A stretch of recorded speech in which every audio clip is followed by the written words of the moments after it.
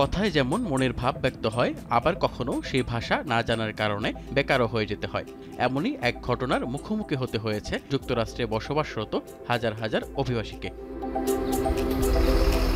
শুধু ইংরেজিতে দক্ষ না হওয়ার কারণে দেশটিতে কাজ হারালেন ৭,০০০-এরও বেশি ট্রাক চালক, যার বড় একটা অংশ ভারতীয়। কাজ হারিয়ে তারা এখন বিপাকে। দেশটির পরিবহন সূত্রে জানা যায়, চলতি বছরের অক্টোবর পর্যন্ত ৭,২৪৮ জন ট্রাক চালককে কাজ থেকে সরিয়ে দেওয়া হয়েছে। গত জুলাই মাসেও এই সংখ্যা ছিল মাত্র ১,৫০০। এই তথ্য যুক্তরাষ্ট্রের মোটর ক্যারিয়ার সেফটি অ্যাডমিনিস্ট্রেশনের।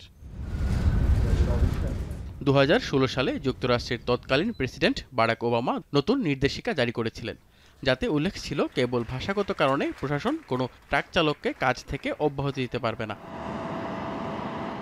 তবে সম্প্রতি ডোনাল্ড ট্রাম্প এই নির্দেশনা খারিজ করে দেন। দেশটির পরিবহন দপ্তর থেকে জানানো হয়, বাণিজ্যিক ট্রাক চালানো চালকদের অবশ্যই ইংরেজি বোঝার পাশাপাশি ইংরেজিতে কথা বলতে জানতে হবে, অন্যথায় তাদের এই কাজে থাকার কোনো সুযোগ নেই।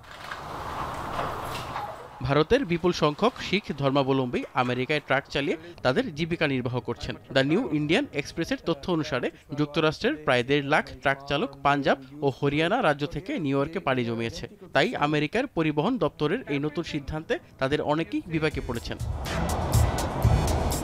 গত কয়েক মাসে যুক্তরাষ্ট্রে বেশ কয়েকটি বড় ধরনের সড়ক দুর্ঘটনার ঘটনা ঘটেছে, আর সেই দুর্ঘটনাগুলোর সঙ্গে নাম জড়িয়েছে ভারতীয় ট্রাক চালকদের। আর তাই একের পর এক দুর্ঘটনায় নড়েচড়ে বসেছে ট্রাম্প প্রশাসন। সেই সঙ্গে দেশের পরিবহন সংশ্লিষ্ট নিয়মকানুন আরও জোরালোভাবে প্রয়োগ করারও নির্দেশ দেন ডোনাল্ড ট্রাম্প। অভিজিৎ শান্ত, এখন বিশ্ব।